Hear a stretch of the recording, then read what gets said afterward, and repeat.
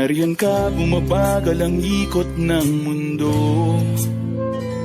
Hindi kita dapat ginugusto, pero natutokso. Ano man ang sabihin nila, hindi kita ipagkakaila, pagkat ikaw lang ang minamahal ko, aking diwata.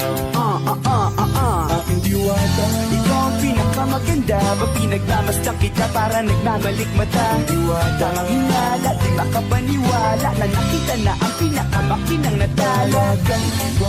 Walang katapat, pagkamat pinagbawalat, ipaglalaban ka sapagkat ikaw lang ang minamahal ko, aking diwata.